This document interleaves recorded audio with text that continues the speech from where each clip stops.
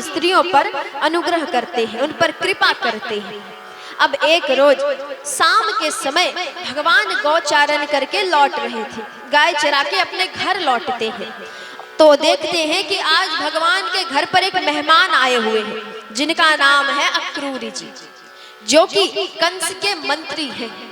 अब भगवान जैसे ही अक्रूर जी को देखते आज भगवान दुखी हो गए हैं, क्योंकि अक्रूर जी को देखते ही भगवान समझ गए कि अब मेरी बाल लीलाएं समाप्त हो गई।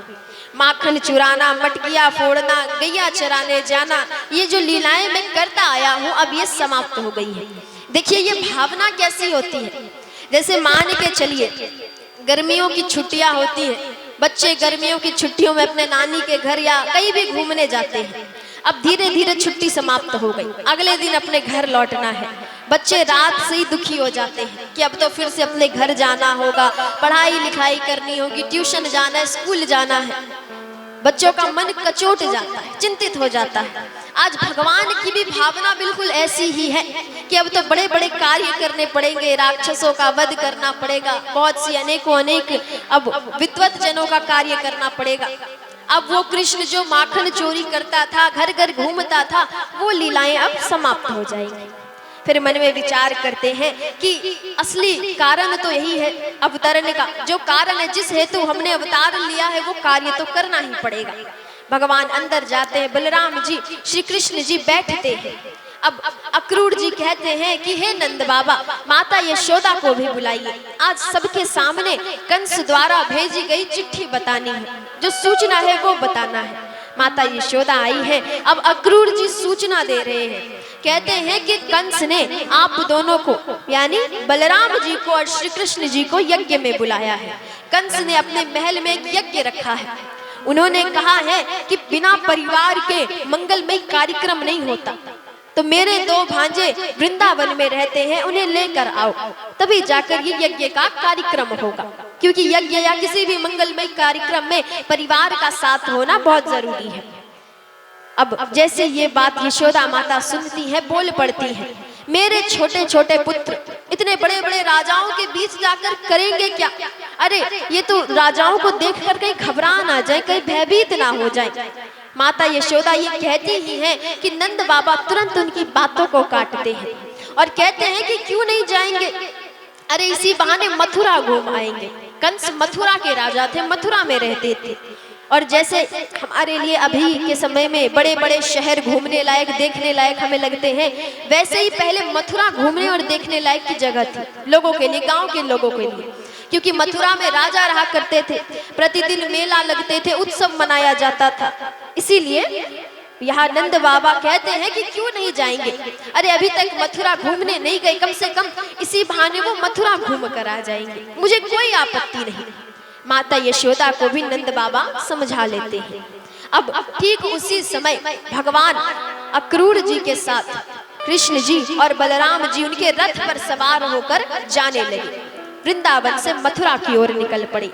रास्ते में उन्हें गोपियां मिलती हैं, गोपियां देखती हैं कि उनके रहते हुए मथुरा के लोग भगवान श्री कृष्ण को वृंदावन से बाहर ले जा रहे हैं। जैसे ये गोपियां देखती, उनसे रहा नहीं गया और वो सभी जाकर रथ के नीचे लेट गई और कहती हैं कि अगर श्री कृष्ण को वृंदावन से बाहर लेकर जाना है तो उससे पहले तुम्हें ये रथ हमारे शरीर पर चढ़ा कर ले जाना होगा, क्योंकि हमारे जीते जी कृष्ण वृंदावन से बाहर नहीं जा सकते, ये हमारे साथ ही रहेंगे। गोपियों का ये विरह था, भगवान की याद में गोपियां रोने लगी। भगवान रथ से नीचे उतरते हैं, गोपियों को समझा रहे हैं कि हे गोपियों, अगर तुम कहोगी तो मैं वृंदावन छोड़कर नहीं जाऊंगा, मथुरा नहीं जाऊंगा, लेकिन एक बात सुनो, अगर आज मैं मथुरा नहीं गया तो मुझे बड़ा दुख होगा, मुझे बड़ा कष्ट होगा, बड़ी पीड़ा होगी। जैसे ये बात गोपियां सुनती हैं, कहती हैं हे श्री कृष्ण, तुम्हें कोई कष्ट आए, तुम्हें कोई पीड़ा आए, ये हम बर्दाश्त नहीं कर सकते। अरे हम तो चाहते हैं कि हमारे जीवन का सारा सुख तुम्हारे जीवन में चले जाए और तुम्हारे जीवन का सारा दुख हमारे अंदर आ जाए, हमारे जीवन में आ जाए।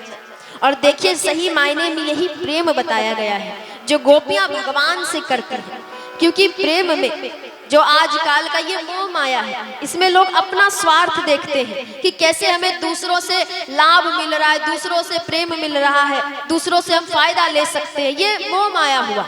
सच्ची मायने में प्रेम वो होता है जिसमें प्रेमी अपने प्रेमिका की या प्रेमी की दुख सुख को समझे, जैसे गोपियां समझ रही हैं। गोपियां भगवान को दुखी नहीं देख सकती, उनको कष्ट में नहीं देख सकती, और यही सही मायने में प्रेम बताया गया है। और प्रेम का अगर एकमात्र परिभाषा कोई है तो वो भगवान है, क्योंकि प्रेम संसार के मनुष्य से हो ही नहीं सकता। संसारिक वस्तु से, संसार के मनुष्य से सही प्रेम नहीं हो सकता। प्रेम केवल भगवान से हो सकता है। मनुष्यों से जो होता है वो केवल मोह है, माया है। मनुष्य एक दूसरे से केवल स्वार्थ के लिए जुड़े होते हैं। लोग कह तो देते हैं कि हम प्रेम करते हैं, लेकिन प्रेम होता नहीं है, वो स्वार्थ होता है, वो मोह माया होती है। प्रेम केवल भगवान से हो सकता है।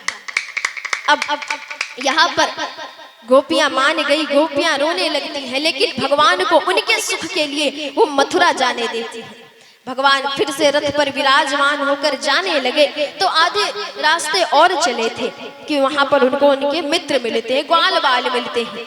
ग्वाल बाल भगवान से बोले, अरे कन्हैया, तुम हमें छोड़कर कहाँ जा रहे हो? भगवान सारी बात बताते हैं कि मैं मथुरा घूमने हेतु जा रहा हूँ। ग्वाल बाल ये बात सुनते हैं तो कहते हैं, कृष्ण, आज तक हम भी मथुरा कभी घूमने नहीं गए, अगर तुम जा रहे हो तो हम भी तुम्हारे साथ चलते हैं, इसी बहाने हम भी मथुरा घूम आएंगे। भगवान रथ से उतरते हैं और अक्रूर जी से कहते हैं, हे अक्रूर जी, आप अपने रथ को लेकर आगे बढ़िए, मैं अपने मित्रों के साथ मथुरा पहुंचता हूँ। भगवान अपने सभी मित्रों संग, ग्वाल बाल संग पैदल ही यात्रा करके मथुरा पहुंच रहे हैं। मथुरा पहुंचते हैं तो मथुरा बड़ा ही सुंदर है, चारों ओर मेला लगा है, दुकानें लगी हैं, सुंदर सुंदर वस्तुएं बिक रही हैं। अब एक मित्र कहता है कि ये कन्हैया, हमें तो ये बात पता नहीं थी कि मैं अचानक से मथुरा आना होगा, और तुम कहते हो कि हमें महल के भी अंदर जाना है, लेकिन हमारे वस्त्र इतने अच्छे नहीं हैं कि हम इन्हें पहनकर महल के अंदर जा सके। भगवान कहते हैं कि बस इतनी सी बात है, इसमें चिंता क्या करना, नए वस्त्र ले लेंगे। सभी मित्रों को लेकर भगवान दर्जी के दुकान पर पहुंचे हैं और उनसे कुछ वस्त्र लेते हैं। और वो दर्जी शाही दर्जी था, यानी राजा महाराजाओं के कपड़े सिलता था। अब राजा महाराजा के कपड़े तो भगवान को ढीले पड़ने लगे, उनके नाप के नहीं आ रहे। राजा महाराजा कहाँ लंबे चौड़े बड़े, अभी हमारे भगवान छोटे से हैं फिर भी, तो उनको कपड़े नहीं आ रहे। धोबी से, दर्जी से कपड़े लेकर दर्जी के पास जाकर अपने नाप के बनवाते हैं, और जिनके भी पास वो जा रहे हैं, धोबी के पास, दर्जी के पास, सभी का कल्याण करते जा रहे हैं। अब सभी मित्र और भगवान नए कपड़े ले लेते हैं। आगे कुछ दूर चले हैं तो एक मित्र कहता है, अरे कन्हैया, वस्त्र तो हमारे बड़े सुंदर हैं, लेकिन अगर हमारे गले में थोड़ी पुष्प माला हो जाती तो और अच्छा लगता और सुशोभित हो जाता, क्योंकि बड़े बड़े राजा आएंगे, हमें भी सुंदर दिखना जरूरी है। भगवान कहते, ठीक है, अगर इतनी छोटी सी बात है तो माला भी ले लेंगे। भगवान पहुंचे हैं माली के दुकान पर, वहां से कुछ मालाएं खरीदते हैं, गले में माला को धारण करते हैं और भगवान माली का भी उद्धार करते हैं। माली को भी भगवत धाम की प्राप्ति होती है। अब कुछ दूर आगे चले हैं तो एक मित्र की और तमन्ना आई, उनकी और ख्वाहिश आई, क्योंकि देखिए जब यहाँ पर इच्छाएं पूरी हो रही है, इच्छा पूरी करने वाले भगवान हैं, तो मांगने में भी कोई दिक्कत नहीं है। एक मित्र कहता है, अरे कन्हैया, हम ज्यादा कुछ तो नहीं कहेंगे, लेकिन हमारे ये कपाल जो है, हमारे ये ललाट खाली लग रहा है, अगर इसमें थोड़ा चंदन हो जाता तो हम सभी भी अत्यधिक सुंदर लगते। भगवान कहते हैं, ठीक है, इसमें भी कोई बात नहीं है। अब भगवान ढूंढने लगे कि कोई दिख जाए जिनसे चंदन लगवा सके। उधर से बगल से एक बूढ़ी अम्मा जा रही थी, जिनका नाम कुब्जा था, क्योंकि उनके पीठ पर बहुत बड़ा कुबड़ निकला था। कुबड़ समझते हैं? बहुत बड़ा कुबड़ निकला था। झुककर लाठी के सहारे चले जा रही है, और ये कुब्जा माता भगवान की परम भक्त है, लेकिन इन्हें ये बात पता भी नहीं। कुब्जा माता कंस के लिए प्रतिदिन चंदन पीसती है, स्वयं अपने हाथों से कंस के शरीर पर चंदन का लेपन करती हैं, और उसके बाद कंस स्नान करता है, जिससे कि उनके शरीर पर चंदन की खुशबू बनी रहे। लेकिन क्या फायदा, तन कितना ही चमका ले, कितना ही खुशबूदार बना ले, अगर मन में मैल बैठा है तो भगवान आपका तन नहीं देखने वाले, भगवान मन ही देखते हैं। अब यहाँ पर कुब्जा माता जो थी, इन्होंने कहीं से भगवान श्री कृष्ण का नाम सुना था। इन्हें ये नाम बड़ा ही प्रिय लगता है, बड़ा ही अद्भुत लगता है। कुब्जा माता ये तक नहीं जानती कि कृष्ण नाम भगवान का है या कृष्ण कौन है, केवल इन्हें नाम अच्छा लगा। अब जब भी चंदन पीसा करती, चंदन पीसते पीसते कृष्ण जी का नाम लेती, और कभी इन्होंने सोचा भी नहीं था कि जिन कृष्ण का नाम ले रही हूँ वो भगवान है और मुझे उनके दर्शन होंगे। नाम जपते जपते उन्हें भगवान मिल गए, क्योंकि बताया जाता है कि भगवान के नाम जप में बहुत शक्ति है। भगवान स्वयं कहते हैं कि मुझसे ज्यादा मेरे नाम की महिमा है, मुझसे ज्यादा मेरे नाम में शक्ति है। अब कुब्जा माता के पास भगवान गए, उनको आवाज लगाते हैं, अरे सुंदरी जरा हमें भी चंदन लगा दो। पहले जब कुब्जा माता ये बात सुनती हैं तो उन्हें आश्चर्य हुआ, ध्यान नहीं देती। उन्हें लगता है किसी और को कह रहे होंगे, क्योंकि मैं तो सुंदर नहीं हूँ, मेरे पीठ पर कुबड़ निकला है, मैं सुंदर कैसे हो सकती हूँ। कुब्जा माता जाने लगी। भगवान फिर से आवाज देते हैं, जब माता नहीं सुनती तो भगवान सीधे आकर उनका रास्ता छेक लेते हैं और कहते हैं, अरे सुंदरी सुनती नहीं हो क्या।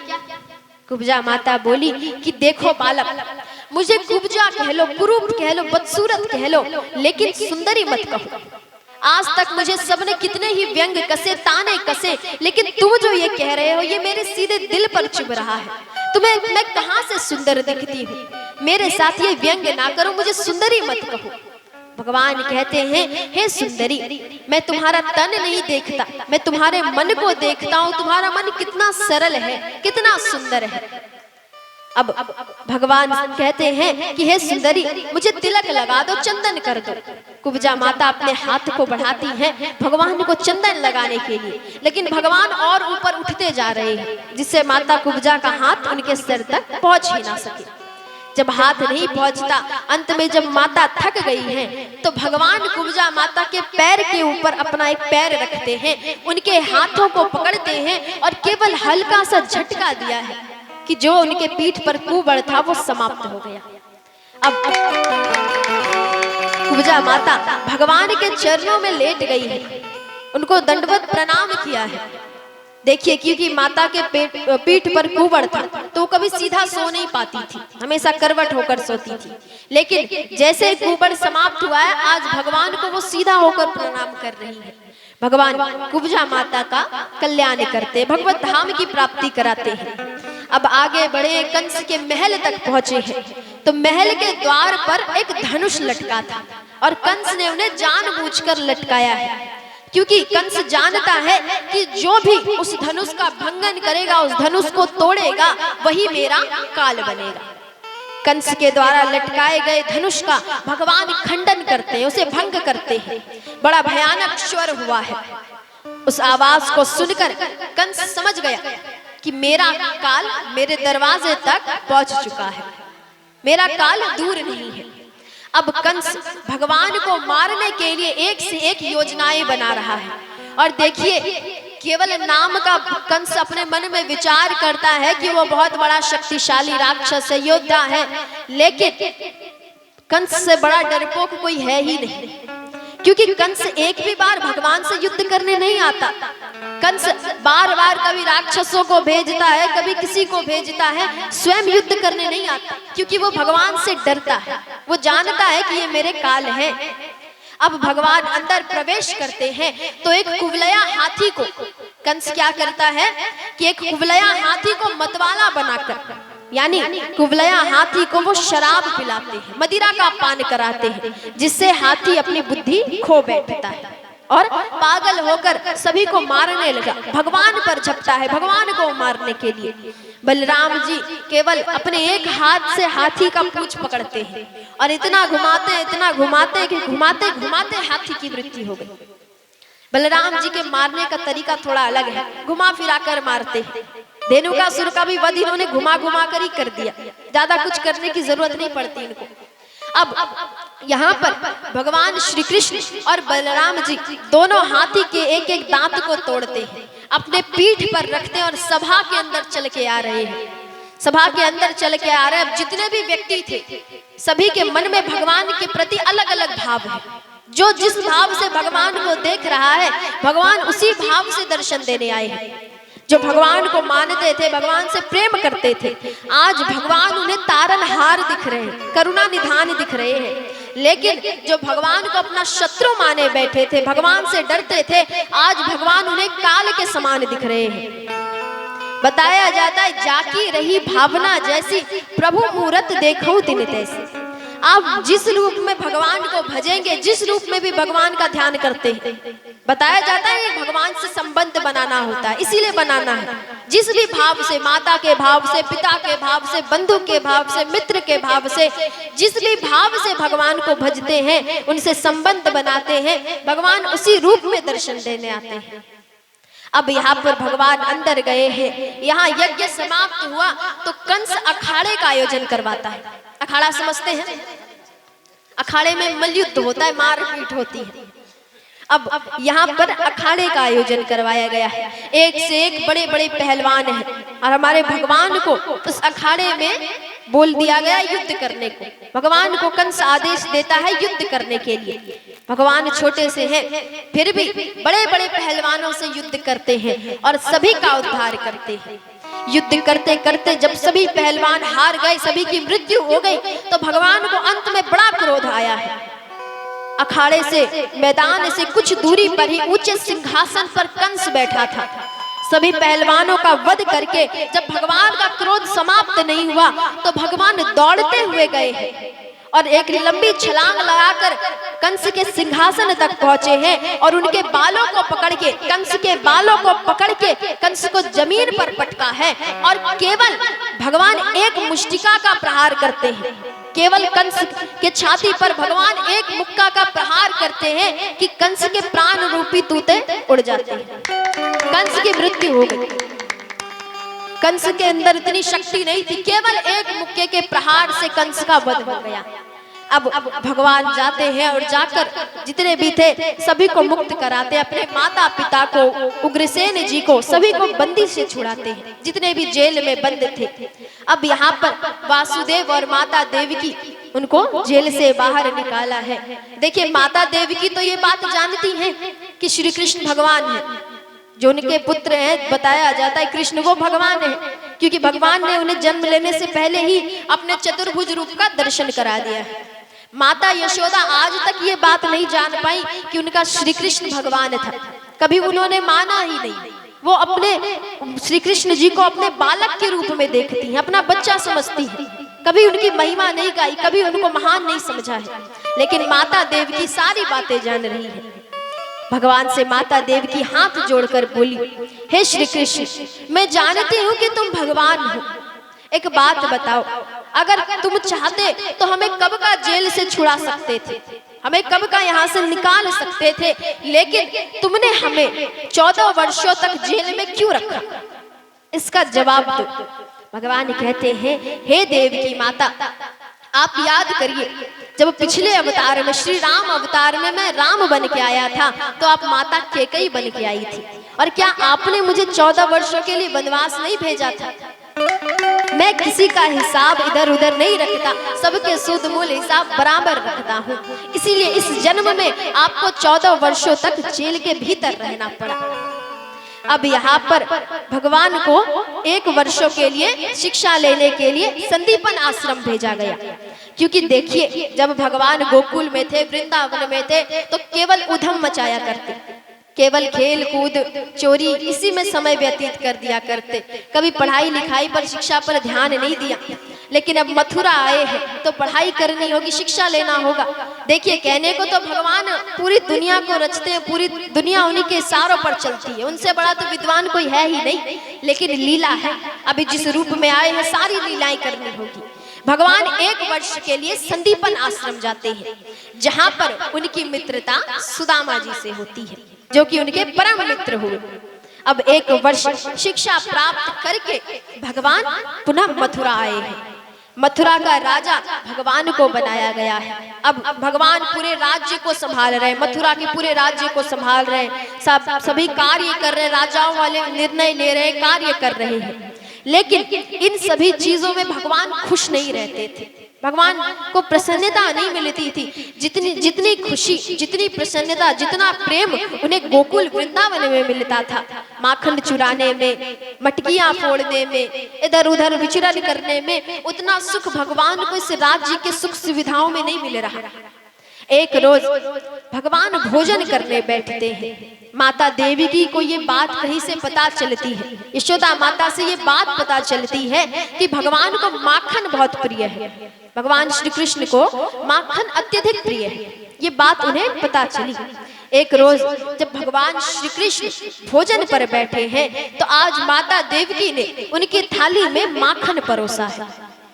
भगवान भोजन पर बैठे हैं, थाली में माखन को देखा है, माखन को देखते ही भगवान हाथ जोड़कर प्रणाम करके भोजन पर से उठ गए, भोजन नहीं करते और कहते हैं कि हे देवकी माता, आज के बाद कभी मेरी थाली में माखन मत दीजिएगा, क्योंकि मुझे माखन को देखकर माता यशोदा की याद आती है, नंद बाबा की याद आती है, मुझे कभी माखन मत दीजिएगा।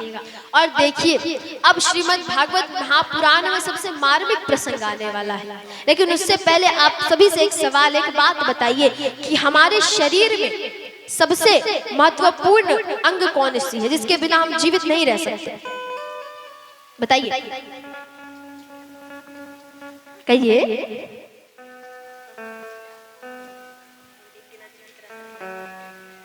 राधे श्री राधे। हमारा हृदय, क्योंकि ये एक बार धड़कना बंद हो गया तो सारे कार्य समाप्त हो जाएंगे।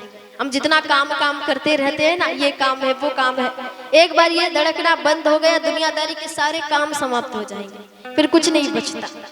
अब श्रीमद् भागवत महापुराण का हृदय स्वरूप एक चरित्र आने वाला है जिनका नाम है उद्धव चरित्र। बड़ा ही मार्मिक प्रसंग है, बड़ा ही भावुक प्रसंग है। आप सभी से निवेदन है, बड़े ध्यान पूर्वक और पूरे हृदय को एकाग्र करके इसको श्रवण करेंगे। प्रेम से बोलिए श्री राधा रानी सरकार की जय हो। अब यहाँ पर एक रोज भगवान शाम के समय अपने राज्य का सारा कार्य समाप्त करके अपने कमरे में आए हैं, और भगवान के कमरे में एक खिड़की थी जहाँ से यमुना नदी दिखाई देती थी। भगवान खिड़की पर आकर खड़े होकर मानो किसी को ढूंढ रहे हैं। भगवान के मन में चल रहा है कि काश कोई अपना सा दिख जाए। इतने भरे महल में उन्हें कोई अपना नहीं लगता, क्योंकि सभी जानते हैं कि इनकी महिमा क्या है, इनका ऐश्वर्य क्या है, ये है कौन। कोई इनको उस भाव से देख नहीं पाते जिस भाव से गोपियां देखती थी, जिस भाव से गोपियां प्रेम करती थी, जिस भाव से माता यशोदा प्रेम करती हैं। इस महल में उस भाव से कोई भगवान से प्रेम नहीं करता, जो कि भगवान को पसंद नहीं है। भगवान खिड़की से देख रहे हैं, मन में विचार आता है कि कहीं कोई अपना सा दिख जाए। शाम का समय था, यही वो समय था जब भगवान गाय चराकर लौटते थे, गोपियां भी दूध दही माखन बेचकर लौटती थी। भगवान के मन में आ रहा है कि काश कोई गोपी ही दिख जाए, काश कोई गोपी यमुना नदी की ओर जाती दिख जाए, काश मेरे वो ग्वाल बाल मेरे सखा दिख जाए, कहीं गलती से नंद बाबा या माता यशोदा के दर्शन हो जाए। आज भगवान ये विचार कर रहे हैं, भगवान को दुखी देखते हैं। आज भगवान के कमरे में उद्धव जी आए हैं। उद्धव जी भगवान के अच्छे मित्र हैं, परम सखा है। उद्धव जी आते हैं, देखते हैं भगवान उदास है। उदासी का कारण पूछा है। भगवान कहते हैं, हे उद्धव, आज मेरा मन नहीं लग रहा, आज मुझे अपने नंद बाबा और माता यशोदा की बहुत याद आ रही है। मुझे ऐसा लग रहा है कि एक बार केवल माता यशोदा के दर्शन हो जाए, एक बार उनके हाथ से माखन खाने को मिल जाए, एक बार। उद्धव जी कहते हैं, अरे भगवान, अरे श्री कृष्ण, तुम तो भगवान हो, भगवान होकर तुम मोह माया में कैसे पड़ सकते हो? क्या भगवान इस मोह माया में पड़ते हैं, सांसारिक मोह माया में? श्री कृष्ण जान गए कि उद्धव जी ये नहीं जानते कि मोह माया और प्रेम क्या होती है। उद्धव जी दोनों में अंतर नहीं जानते, क्योंकि उद्धव जी बहुत बड़े ज्ञानी हैं, बहुत बड़े ज्ञानी हैं, उनके पास ज्ञान की कोई कमी नहीं है, लेकिन वो प्रेम को नहीं जानते। और भगवान ज्ञान से नहीं मिलते, केवल आप कितने ही ज्ञानी बन जाइए, लेकिन आपके अंदर अगर दया नहीं है, अगर आपके अंदर प्रेम नहीं है, तो आपके ज्ञान से भगवान प्रसन्न नहीं होने वाले। भगवान ये ज्ञान नहीं देखते आपके पास कितनी डिग्रियां हैं या आप कितने ज्ञानी हैं, आपने कितने ग्रंथ पढ़े हैं। भगवान केवल आपका मन देखते हैं। आपके मन में प्रेम और दया होनी चाहिए केवल लोगों के प्रति। भगवान जान गए कि उद्धव जी ये नहीं जानते कि प्रेम क्या होती है। भगवान कहते हैं, हे उद्धव, तुम ज्ञानी तो बहुत हो लेकिन तुम्हें प्रेम के बारे में कुछ नहीं पता। तुम ये सोचते हो कि मुझे मोह माया है। चलो मैं मान लेता हूँ कि मैं मोह माया में फंस गया हूँ, लेकिन एक बात बताओ, मेरा पूरा बचपन जहाँ बीता है, मैंने जितने भी बाल लीलाएं जहाँ पर की है, माता यशोदा के घर में माखन चुराया है, माखन खाया है, मैं उन्हें कैसे भूल जाऊं। उद्धव जी कहते हैं कि अगर ऐसी बात है तो आप एक बार जाकर मिल क्यों नहीं आते, एक बार जाकर अपने माता पिता से मिल लीजिए। भगवान कहते हैं, हे उद्धव, मैं मिलना तो चाहता हूँ लेकिन मिल नहीं सकता, क्योंकि मेरे गोकुल के वृंदावन की बाल लीलाएं समाप्त हो गई है। अब मैं वहां जा नहीं सकता। अब मैं एक राजा हूँ, मेरे 1000 दुश्मन हैं, मेरे बहुत से दुश्मन हैं। अगर गलती से किसी को ये बात पता चल गई कि वृंदावन से मेरा संबंध है, तो मुझे प्रताड़ित करने हेतु लोग वृंदावन पे आक्रमण करेंगे, मुझे परेशान करने के लिए, जो कि मुझसे देखा नहीं जाएगा। इसीलिए मैं वृंदावन नहीं जाता। उद्धव जी कहते हैं, अच्छा अगर ऐसी बात है तो सही सही बताइए, आपको चिंता किस बात की है। भगवान कहते हैं कि मुझे चिंता केवल अपने माता पिता गोपियों की है, वृंदावन की है। मेरे माता पिता कैसे होंगे, गोपियां कैसी होंगी। उद्धव जी कहते हैं, अगर आपको इतनी चिंता है तो मैं देख कर आता हूँ, मैं उनका हाल समाचार पूछ कर आता हूँ, और उन्हें मैं ये समझाने का भी प्रयत्न करूंगा कि आप भगवान हैं, आपसे मोह ना करें, आपसे प्रेम ना करें, आप भगवान हैं। भगवान को यही मौका चाहिए था। श्री कृष्ण यही चाहते थे कि उद्धव जी एक बार वृंदावन जाए और वहां ये बात समझाने का प्रयत्न करें कि मैं भगवान हूं, मुझसे प्रेम मत करो।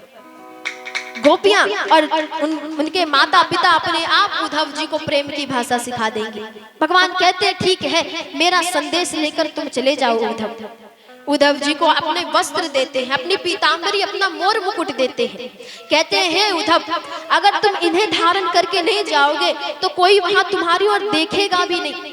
मेरे वस्त्रों को पहन के जाओगे तो शायद कोई तुम्हारी ओर एक नजर उठाकर देख ले, अन्यथा कोई तुम्हारी ओर देखने नहीं वाला। उद्धव जी भगवान के वस्त्रों को धारण करते हैं, मोर मुकुट पहनते हैं, अपने रथ पर सवार होकर वृंदावन पहुंचे हैं। वृंदावन पहुंचकर किसी से पूछते हैं कि अरे भैया जरा बताइएगा यहाँ नंद महल कौन सा है, नंद भवन कौन सा है। अब जैसे उद्धव जी ये बात पूछते हैं, उनके बगल में कुछ गोपियां बैठी हुई थी। गोपियों के कानों तक ये आवाज गई है। अब सभी गोपियां आपस में बातें करने लगी।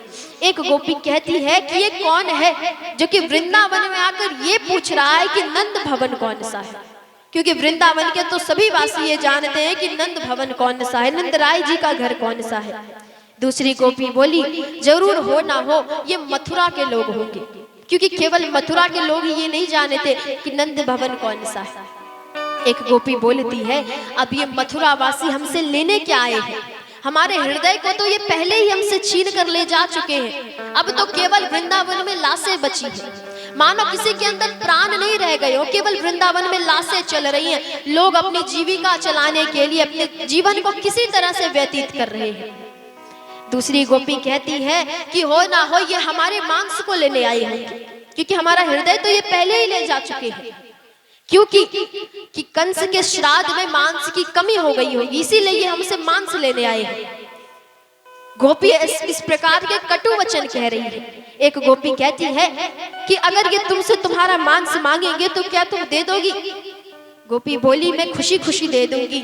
अरे कम से कम मेरे शरीर के टुकड़ों को देखकर, मांस को देखकर शायद उस निष्ठुर कृष्ण को ये बात याद आ जाए कि ये वही गोपी है जिसके घर पर मैं माखन चुराया करता था, एक बार उसे मेरी याद तो जरूर आएगी। ये सारी बातें उद्धव जी सुनते हैं, उनके पैरों तले जमीन खिसक गई, उन्हें भरोसा नहीं हो रहा गोपियों की बात पर। उन्हें व्यक्ति बताता है कि देखिए यहाँ पर ये जो पतली सी जल की धारा बह रही है, आप इसका पीछा करते हुए जाइए। ये जल धारा आपको बता देगी कि नंदराय जी का घर कौन सा है, और इस जलधारा को कोई साधारण जल मत समझिएगा। जब से श्री कृष्ण गया है तब से नंद बाबा और माता यशोदा जितना रोए हैं, उनके आंसुओं से ये जलधारा बनी है। ये कोई साधारण जल की धारा नहीं है। अब उद्धव जी जलधारा का पीछा करते हुए नंद राय जी के महल पहुंचे हैं। भवन में पहुंचे हैं तो देखते हैं, आवाज लगाते हैं, अरे नंद बाबा, यशोदा मैया, कोई है तो बाहर आने की कृपा कर। उद्धव जी की आवाज को सुनकर नंद बाबा बाहर आए हैं। एक बार उद्धव जी पर नजर पड़ती है तो लगा कि मानो श्री कृष्ण आ गए। दौड़ते हुए बूढ़े शरीर में मानो प्राण आ गए हो, दौड़ते हुए पास आए हैं, लेकिन जैसे ही मुख देखा है पुनः उसी अवस्था में चले गए। अब उद्धव जी को भगवान ने अपने माता पिता की छवि बताई है कि उनके माता पिता कैसे दिखते हैं। भगवान बताते हैं उनको कि हे उद्धव, मेरे पिता बड़े ही सुंदर हैं, उनके मुख पर बड़ा ही तेज है, बड़े ही होनहार, उनका तेज ही उनको अलग बनाता है। उनके मुख का तेज देखकर, सुंदरता देखकर आप समझ जाएंगे कि ये नंदराय है। लेकिन जब उद्धव जी नंदराय को देख रहे, नंदराय जी को देख रहे हैं, एक बूढ़ा सा वृद्ध सा एक आदमी हाथ में डंडा लिए, लाठी लिए बाहर निकलता है और कहता है कि कहिए मैं ही नंदराय हूं। जैसे ये बात उद्धव जी सुनते उन्हें विश्वास नहीं हो रहा, क्योंकि भगवान ने जैसे अवस्था अपने माता पिता की बताई है, उनसे एक भी चीज मिल नहीं रही। बूढ़े व्यक्ति में मानो जान नहीं हो, प्राण नहीं हो, लाठी लेकर चल रहा है, उनका पूरा शरीर झुक चुका है, आंख के नीचे मोटे मोटे गड्ढे आ गए हैं, शरीर पूरा पतला हो गया है, मानो कितने वर्षों से भोजन नहीं किया। उद्धव जी देखते हैं, बोलते हैं, हे नंद बाबा, एक बार माता यशोदा को भी बुला दीजिए। अपना परिचय देते हैं कि मैं उद्धव हूँ, भगवान का मित्र हूँ, उनका संदेश लेकर आया हूँ। नंद बाबा उन्हें बिठाते हैं और कहते हैं, हे उद्धव, तुम रुको, मैं तुम्हारे लिए कुछ नाश्ते की व्यवस्था करता हूँ, कुछ भोजन लेकर आता हूँ। नंद बाबा यहाँ रसोई घर की ओर बढ़े हैं। उद्धव जी झांक कर देखते हैं तो रसोई घर में जाले पड़े हैं, मानो कितने वर्षों से भोजन नहीं बना, केवल जैसे तैसे लोग अपने समय को व्यतीत कर रहे हैं। उद्धव जी देखते, ये सब देखकर भी अभी तक उनका हृदय डोला नहीं है, क्योंकि अभी तक उनके अंदर ज्ञान का अहंकार है, वो ज्ञानी है, इस बात का उन्हें अहंकार है। अब माता यशोदा आती है। माता यशोदा उद्धव जी को देखती हैं तो दौड़ती हुए उद्धव जी के पास आई है, लेकिन मुख को देखते ही माता यशोदा वहीं मूर्छित हो गई, बेहोश हो गई है। बड़ी मुश्किल से होश में लाया गया है। नंद बाबा बताते हैं, हे उद्धव, जब से श्री कृष्ण गए हैं तब से इनकी यही अवस्था है, रोती रहती है, बिना किसी बात के मूर्छित हो जाती है, बेहोश हो जाती है। उद्धव जी कहते हैं कि आप दोनों बैठिए, मैं कृष्ण का संदेश लेकर आया हूँ, आपको सुनाना चाहता हूँ। नंद बाबा यशोदा माता बैठे हैं, उद्धव जी उनके सामने बैठे और कहते हैं कि श्री कृष्ण आपको बहुत याद करते हैं, लेकिन एक बात बताना चाहता हूँ। पहले तो नंद बाबा से बोलते हैं कि हे नंद बाबा, आप जिस श्री कृष्ण को अपना पुत्र समझते हैं, अपना बालक समझते हैं, वो आपका बालक नहीं है, वो भगवान है, वो परम ब्रह्म है, और ब्रह्म किसी का बालक, किसी का पुत्र नहीं हो सकता, वो भगवान है। उनसे प्रेम मत करिए, उनसे मोह मत रखिए। नंद बाबा कहते हैं, नंद बाबा इस बात को सुनते ही आश्चर्य में चले गए, क्योंकि उन्हें विश्वास नहीं होता। उद्धव जितने सीधे सामने से बताते हैं कि श्री कृष्ण भगवान है, फिर भी नंद बाबा मानने को तैयार है। नंद बाबा कहते हैं कि मेरा छोटा सा श्री कृष्ण कन्हैया, जिसे तुम अभी भगवान कहते हो, अरे महल का राजा हो गया है तो भगवान समझने लगा खुद को। अरे जब मैं खेत पर जाया करता, काम पर जाया करता था, अपने सर के ऊपर, अपने हाथों से अपने सर के ऊपर मेरी जूतियों को रख के लाता था और कहता था, नंद बाबा जूतियां पहन लीजिए, नहीं तो आपके पैरों में छाले पड़ जाएंगे, कांटे पड़ जाएंगे। क्या तुम उस नटखट कृष्ण को मेरा पुत्र की जगह ब्रह्म बताते हो, भगवान बताते हो? नंद बाबा तो नहीं मानते। अब उद्धव जी को लगा कि क्यों ना माता यशोदा से कुछ कहा जाए। माता यशोदा के पास पहुंचे हैं, उनसे बोले, हे माता यशोदा, आप जिस छोटे से श्री कृष्ण को माखन चोर समझती हैं, जिस कृष्ण को आप अपना पुत्र समझती, अपना बालक समझकर स्नेह करती हैं, वो आपका बालक नहीं है, वो तो परम ब्रह्म है, विष्णु भगवान है, वो भगवान है, वो किसी का बालक नहीं है। यशोदा माता जैसे ये बात सुनती है, यशोदा माता खूब जोरों से हंसने लगी। उद्धव जी देखते हैं कि कहीं इस बात को सुनकर माता यशोदा को कोई तकलीफ तो नहीं हो गई, कोई दिक्कत तो नहीं हो गई जो माता हंस रही है। माता यशोदा बोली कि तुम किसे भगवान बताते हो? अरे उस छोटे से कृष्ण को जो कि प्रतिदिन चोरियां किया करता था। अच्छा उद्धव एक बात बताओ, क्या भगवान कहीं चोरी करते हैं? कहिए, भगवान चोरियां करते हैं? वो श्री कृष्ण जिसे तुम श्री कृष्ण कर रहे हो, मेरा कन्हैया, वो चोरियां करता था, दूसरों के घर में मटकियां फोड़ा करता था, दूध दही माखन के लिए गोपियों के सामने नृत्य करता था। क्या तुम उसे भगवान बताते हो? जिसे मैं श्रृंगार करके तैयार करती थी, बार बार जाकर कभी गोबर में कभी कीचड़ में पड़ा मिलता था, उसे भगवान कहते हो? अरे वो भगवान नहीं हो सकता, मुझे तो विश्वास नहीं होता। वो मेरा छोटा सा कन्हैया मेरा पुत्र है, वो भगवान नहीं है। तुम भगवान कहते हो, वो भगवान नहीं है। उद्धव जी बहुत प्रयत्न कर रहे हैं। उद्धव जी अपने पूरे ज्ञान का भंडार खोल देते हैं, पूरे ब्रह्म के बातें बता देते हैं। यशोदा माता कहती हैं कि हे उद्धव, ये तुम्हारी ज्ञान की बातें मेरे समझ में नहीं आती।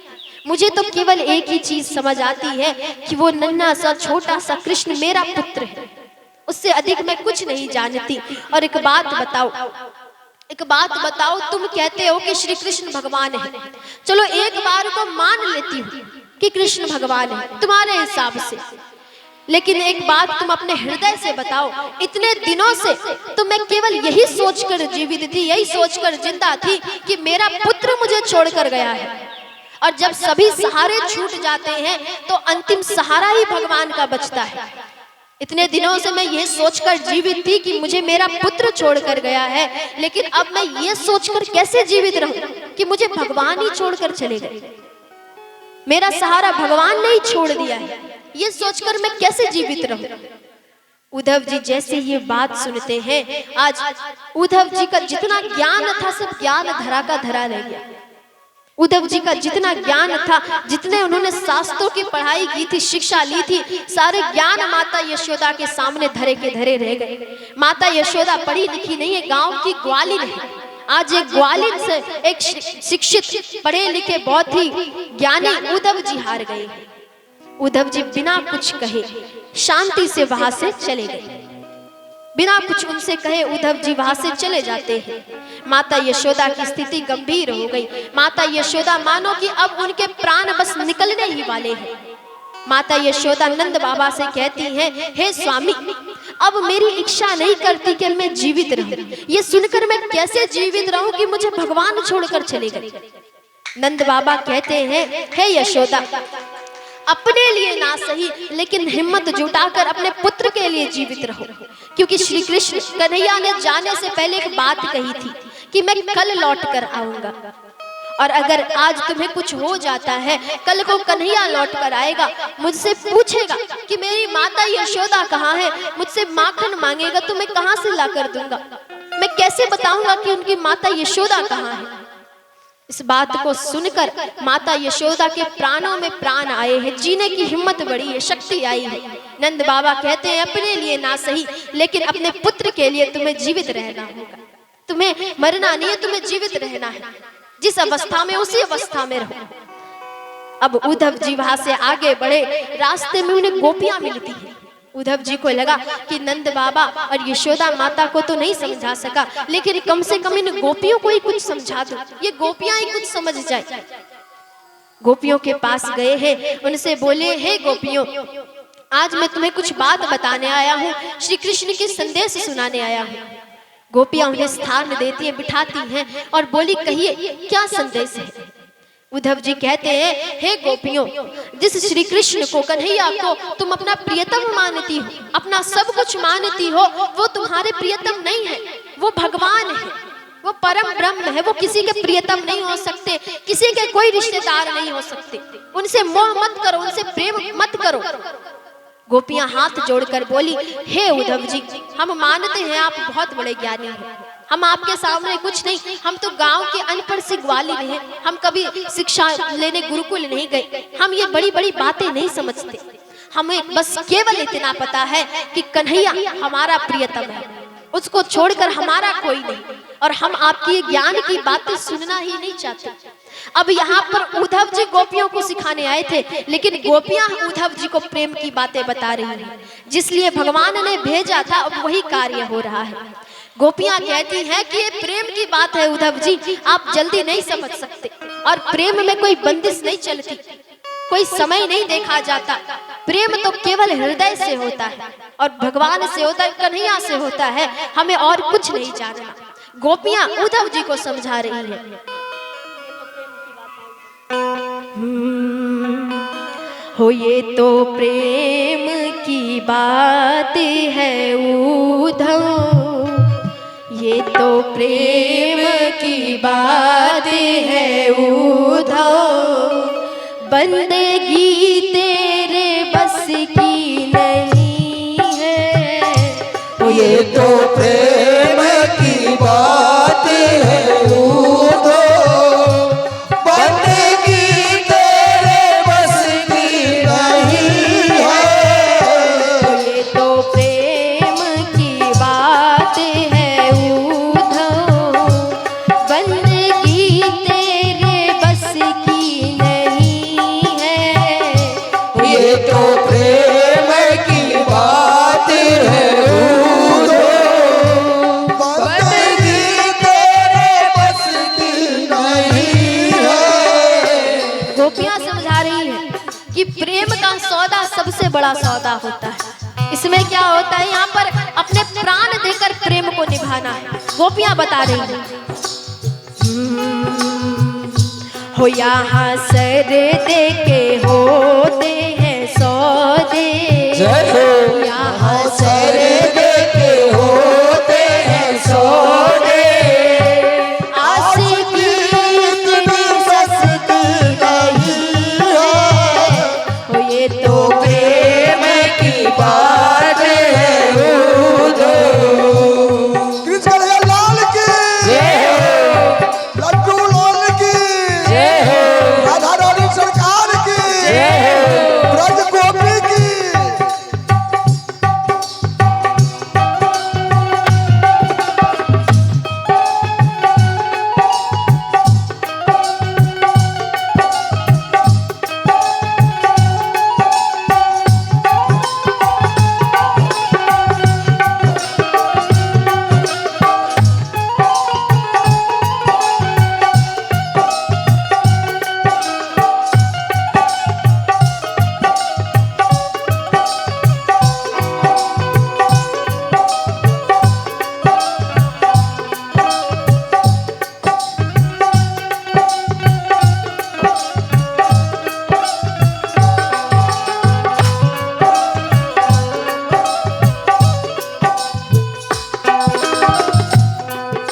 गोपियां बता रही हैं कि हर कार्य हम समय से करते हैं, सब चीज समय से करते हैं, अपने समय के अनुसार करते हैं, लेकिन प्रेम ऐसा चीज है, प्रेम ऐसी चीज है कि जिसे कभी वक्त देखकर नहीं किया जा सकता। प्रेम हमेशा भगवान से बना रहता है, और कहा जाता है, लोगों को लगता है कि हम पूजा बहुत करते हैं तो हमें बहुत बड़े भक्त हैं, बहुत बड़े भगवान के प्रिय हैं, भगवान से बहुत प्रेम करते हैं, लेकिन गोपियां कभी पूजा नहीं करती। गोपियां कहती है कि हमारे लिए पूजा का कोई अर्थ ही नहीं है, पूजा कुछ नहीं है, या हमारे हर सांस में पूजा होती है। गोपियां कहती हैं, प्रेम वालों ने कब वक्त पूछा, उनकी पूजा में सुन ले उद्धव। प्रेम वालों ने कब वक्त पूछा, उनकी सुन ले वो उद्धव। हो यहाँ दम दम पे होती है पूजा। जय हो। यहाँ दम दम पे होती है पूजा, सर झुकाने की फुर्सत नहीं है। हो ये तो प्रेम की बात है उद्धव, बंदगी तेरे बस की नहीं है। हो ये तो प्रेम की बात है उद्धव।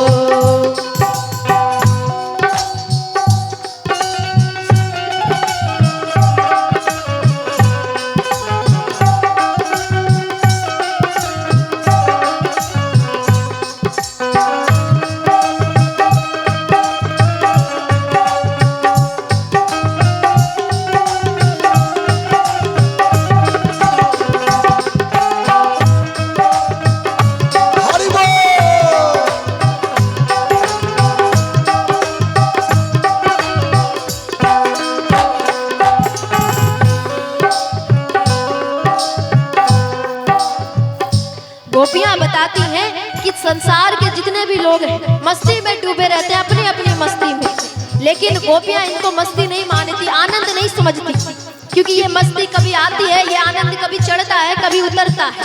लेकिन जो प्रेम की मस्ती है, प्रेम का आनंद है, वो एक समान रहता है, चढ़ता उतरता नहीं। गोपियां बताती हैं जो असल में है मस्ती में डूबे, उन्हें क्या परवाह है जिंदगी की। जो असल में है मस्ती में डूबे, उन्हें क्या परवाह है जिंदगी की। जो उतरती है चढ़ती है मस्ती, जय हो। जो उतरती है चढ़ती है मस्ती, वो हकीकत में मस्ती नहीं है। ये तो प्रेम की बात है उधो, बंदगी तेरे बस की नहीं है। ये तो प्रेम की बात है उधो।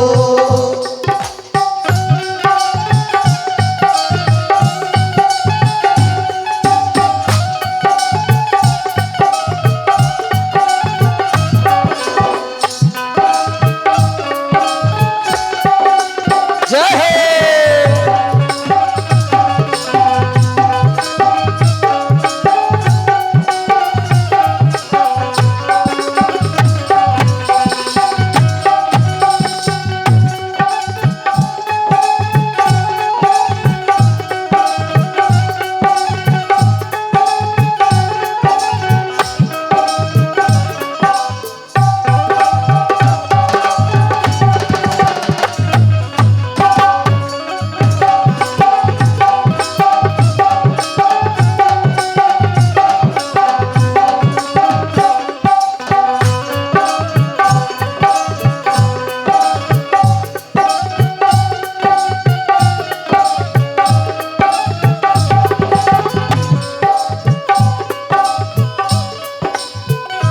गोपियां बताती हैं कि हमारे नजरों का हमारे जीवन में बड़ा महत्व है। हमारे नजर, हमारे नैन अगर इंसान से मिल जाते हैं, सांसारिक लोगों से मिल जाते हैं तो मोह हो जाता है, और अगर यही नजर एक बार भगवान से मिल जाते हैं तो प्रेम हो जाता है। हमारी नजरों का बड़ा महत्व बताया गया है, और जिनकी नजर में एक बार भगवान समा गए, एक बार भगवान अच्छे लग गए, उन्हें फिर उनकी नजर में कुछ अच्छा नहीं लगता। कुछ भी अच्छा हो, कितना भी आनंद हो, किसमें कितना ही सुंदरता हो, उनकी नजरों में कोई भी सुंदर नहीं, केवल भगवान सुंदर है। गोपियां कहती हैं जिसकी नजरों में है श्याम प्यारे, वो तो रहते हैं जग से निराले। जिसकी नजरों में है श्याम प्यारे, वो तो रहते हैं जग से निराले। जिनकी नजरों में मोहन समाए, जय हो। जिनकी नजरों में मोहन समाए, वो नजर फिर बरसती नहीं है। ये तो प्रेम की बात है दूधो, बंदगी तेरे बस की नहीं है। यहाँ सर देखे होते हैं सोले, आस की इतनी सस्ती नहीं है। ये तो प्रेम की बात है दूधो। तो प्रेम की बात है उधो, बंदगी तेरे बस की नहीं है। ये तो प्रेम की बात है उधो। प्रेम से बोलिए श्री राधा रानी सरकार की जय हो। श्री बांके बिहारी लाल की जय हो। अब यहाँ पर उद्धव जी को प्रेम के बारे में पता चला है। गोपियां उद्धव जी को सारी प्रेम की भाषाएं सिखा देती हैं। पहले उद्धव जी अधूरे थे क्योंकि वो केवल ज्ञानी थे। अब उद्धव जी के अंदर भावना आ गई है, प्रेम आ गया है। अब उद्धव जी पूरे हो गए हैं। उद्धव जी अपने रथ पर चढ़ते हैं और सीधे मथुरा गए हैं। मथुरा में जाकर भगवान के कमरे में प्रवेश करते हैं। भगवान आराम कर रहे थे। भगवान पर चिल्लाते हुए बोले, अरे कन्हैया, तू तो बड़ा निष्ठुर है, तेरे अंदर हृदय ही नहीं है लगता है। अरे वहां पर गोपियां तुम्हारे विरह में रोती हैं, माता यशोदा और नंद बाबा का बुरा हाल है, और तुम यहाँ पर राज्य के सुखों को भोग रहे हो। जैसे ही भगवान ये बात सुनते हैं, वो समझ गए कि ये बात उद्धव जी की नहीं है, ये गोपियों के द्वारा सिखाया गया है। भगवान जान गए कि अब उद्धव जी पूरे हो चुके हैं, अब उद्धव जी पूरी तरह से मेरे हो गए, क्योंकि अब इनके अंदर प्रेम आ गया है। यहाँ पर उद्धव जी प्रेम की भाषा सीखते हैं। अब इधर मथुरा पर बार बार एक जरासंध नामक राक्षस था। ये जरासंध कौन है जानते हैं? ये कंस का ससुर है। जब से कंस की मृत्यु हुई है, कंस का वध हुआ है, तब से जरासंध बार बार मथुरा पर आक्रमण कर रहा है, बार बार मथुरा पर आक्रमण करता है। भगवान बार बार उसे पराजित करते हैं। ऐसे करके उन्होंने 17 बार मथुरा पर आक्रमण किया है। एक बार भगवान पराजित करके उन्हें भेजते हैं। पराजित होकर हार कर जब वो जंगल के रास्ते जा रहे थे जरासंध, तो उनकी भेंट उनके मित्र से हुई। उनकी भेंट उनके मित्र काल्यवन से होती है। काल्यवन को देखते हैं, काल्यवन उनका हाल समाचार पूछते हैं। जरासंध कहते हैं, मित्र तुम हमारा एक कार्य करो, मैं युद्ध करके थक चुका हूँ, अभी तक मुझे जीत नहीं मिली, अभी तक मैं यहाँ मुझे विजय की प्राप्ति नहीं हुई है। तुम मेरा एक काम करो, तुम जाओ और जाकर मथुरा के राजा श्री कृष्ण से युद्ध करो। काल्यवन कहता है, ठीक है मित्र, अगर तुम्हारी इच्छा है तो मैं युद्ध करूंगा, लेकिन मुझे बता तो दो कि मथुरा के राजा जो श्री कृष्ण है वो दिखते कैसे हैं। देखिए, जरासंध भले भगवान का शत्रु है, लेकिन वो बहुत सुंदर बात कहता है। जरासंध कहता है कि सभी में से जिसकी मुस्कुराहट, मुस्कान सबसे प्यारी हो, सबसे सुंदर हो, तुम समझ जाना वही कृष्ण है। काल्यवन बोला, इसमें खास क्या है, ये तो बड़ी साधारण सी बात है।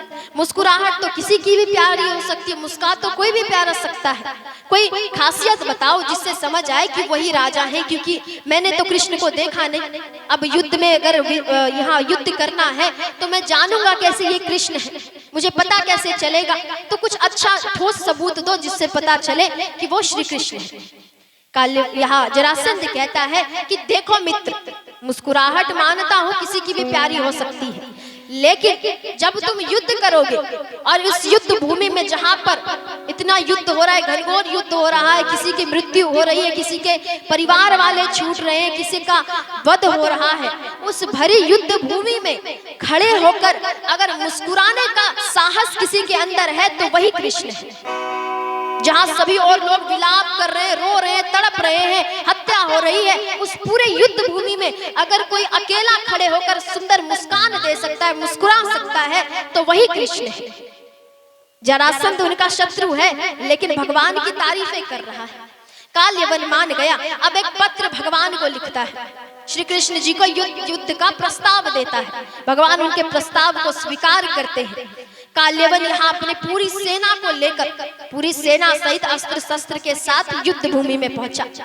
भगवान भी आए हैं, लेकिन बिना सेना के, उनके साथ कोई सेना नहीं आई, अकेले भगवान आए हैं और हाथ में कोई अस्त्र शस्त्र भी नहीं है, कोई अस्त्र नहीं, निहत्थे आए हुए युद्ध करने।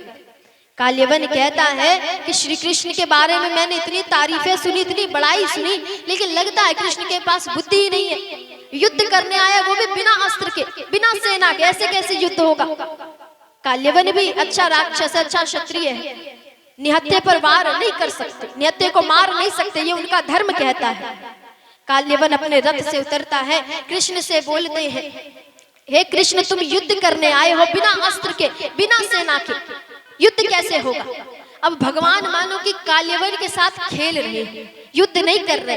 काल्यवन से कहते हैं, काल्यवन युद्ध बाद में होगा, पहले तुम मुझे पकड़ कर दिखाओ, मैं भागता हूँ, तुम मुझे पकड़ो, तब तो युद्ध होगा, पहले पकड़ो तो। अब भगवान यहाँ पर युद्ध भूमि को छोड़कर भाग रहे हैं, दौड़ रहे हैं। काल्यवन पीछे पीछे दौड़ रहा है। कहते हैं, ये कैसा श्री कृष्ण है, इसके बारे में इतनी तारीफें सुनी थी, युद्ध भूमि में खड़े होकर मुस्कुराता है, लेकिन इसे तो युद्ध करने का नियम भी नहीं पता, ये तो युद्ध भूमि छोड़कर भाग रहा है। और जिस दिन भगवान युद्ध भूमि, उस रणभूमि को छोड़कर भागते हैं, जिस कारण भगवान श्री कृष्ण का एक नाम पड़ा रणछोड़, क्योंकि वो युद्ध भूमि रणभूमि को छोड़कर भाग रहे हैं। भगवान भाग रहे हैं आगे आगे, काल्यवन को पीछे पीछे दौड़ा रहे हैं, मानो भगवान उनके साथ कोई पकड़म पकड़ाई का खेल खेल रहे हैं। भगवान दौड़ते गए, दौड़ते दौड़ते भगवान एक गुफा में प्रवेश करते हैं। काल्यवन भी उनके पीछे पीछे गुफा में प्रवेश करता है। गुफा के अंदर जाता है तो देखता है कि वहां पर एक कोई व्यक्ति गुफा के अंदर सोए हुए हैं और उनके ऊपर से भगवान श्री कृष्ण जी की पीतांबरी ओढ़े हुए हैं। काल्यवन को लगता है कि अभी तो ये युद्ध भूमि छोड़कर आए थे, मुझे इतना नाच नचाया, इतना भगाया है और यहाँ पर आकर स्वयं आराम कर रहा है। काल्यवन को लगा कि ये पुरुष श्री कृष्ण है। क्रोध में आकर काल्यवन अपने एक लात का प्रहार उस पुरुष पर करता है, एक लात मारता है, जिससे उस पुरुष की नींद टूटी, नींद भंग हुई। नींद से जगता है, इधर उधर देखता है, नजर काल्यवन पर पड़ी है। जैसे ही काल्यवन को देखता है कि देखते ही काल्यवन जलकर भस्म हो गया। और वो पुरुष कौन थे? वे राजा मुचुकुंद थे। राजा मुचुकुंद, एक समय जब देवता और असुरों में युद्ध चल रहा था, घनघोर युद्ध हो रहा था, अभी तक ना देवताओं की जीत हो रही है ना असुरों की हार हो रही है, युद्ध चलता ही जा रहा था। तब ब्रह्मा जी राजा मुचुकुंद से सहायता मांगते हैं, उनसे कहते हैं कि आप आइए और युद्ध में देवताओं की ओर से लड़िए और हमारा कल्याण करिए, हमारी सहायता करिए। राजा मुचुकुंद ब्रह्मा जी की बात मानकर देवताओं की ओर से युद्ध करते हैं। घनघोर कई वर्षों तक युद्ध चलता है, अंत में जाकर दानवों की हार होती है और देवताओं की जीत होती है। जिससे प्रसन्न होकर ब्रह्मा जी राजा मुचुकुंद से बोले, हे राजन, मांगो तुम्हें क्या चाहिए। मुचुकुंद कहता है कि ब्रह्मा जी, मुझे ऐसी किसी भी चीज की कोई लालसा नहीं, केवल एक चीज दीजिए। मैंने इतने दिनों से युद्ध किया है, मैं बहुत दिनों से युद्ध कर रहा हूँ, जिस युद्ध से मैं थक गया, मुझे केवल ये वरदान दीजिए, मुझे कोई सोने का वरदान दे दीजिए, जिससे मैं गहरी नींद में सो सकूं और जो भी मुझे उठाए उसे मेरे प्रकोप का सामना करना पड़े। ब्रह्मा जी ने ये वरदान देते हैं और यही राजा मुचुकुंद यहाँ विश्राम कर रहे थे, जिन्हें काल्यवन उठाते हैं और जलकर भस्म हो गए। तो यहाँ पर काल्यवन का वध होता है और भगवान का एक नया नाम निकलता है, रणछोड़। आइए सुंदर भजन की ओर अग्रसर होते हैं, उसके तत्पश्चात आगे की कार्यक्रम में प्रवेश करेंगे। प्रेम से बोलिए कृष्ण कन्हैया लाल की जय। अब देखिए काल्यवन, यहाँ पर जरासंध ने एक बात कही थी, बड़ी सुंदर बात, कि भगवान की मुस्कुराहट बहुत प्यारी है।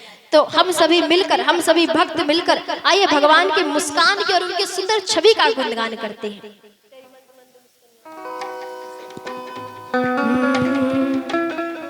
तेरी मंद मंद मुस्कनिया पर, तेरी मंद मंद मुस्कनिया पे, बलिहार प्यारे जो, बलिहार प्यारे जो, तेरी मंद मंद मुस्कनिया पे, तेरी मंद मंद मुस्कनिया पे, बलिहार प्यारे जो, बलिहार प्यारे जो।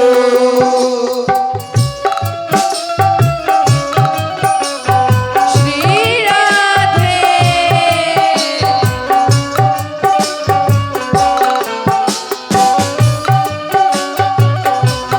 कृष्ण कन्हैया लाल की जय हो।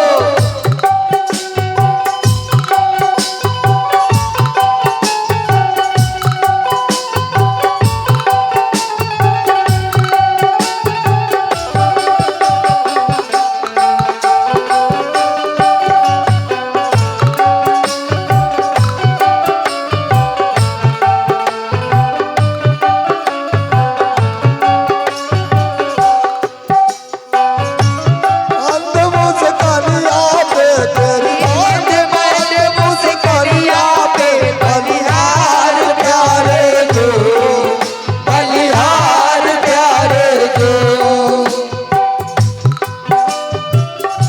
भक्त भगवान के सुंदर छवि को देख रहे हैं और उनके एक एक शरीर के अंग को, उनके सुंदर छवि को, उनके सुंदर मुख को, उनके सुंदर घुंघराले बाल की तारीफें कर रहे हैं। भक्त कहते हैं, तेरे बाल बड़े घुंघराले, बादल जो कारे कारे, तेरे बाल बड़े घुंघराले, बादल जो काले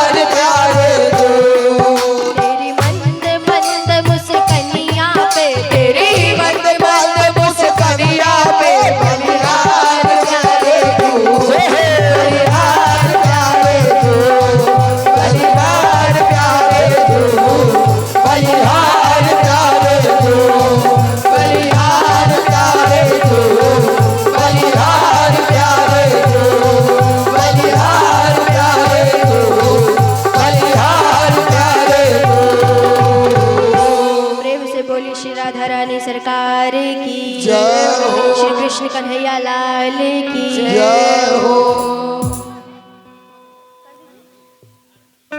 आइए अब हम लोग सूचना की दौर में अग्रसर होते हैं और समस्त ग्रामवासियों से साग्रह निवेदन, कल संध्या कालीन जिस समय से कथा शुभारंभ होती है ठीक उसी समय से होगी।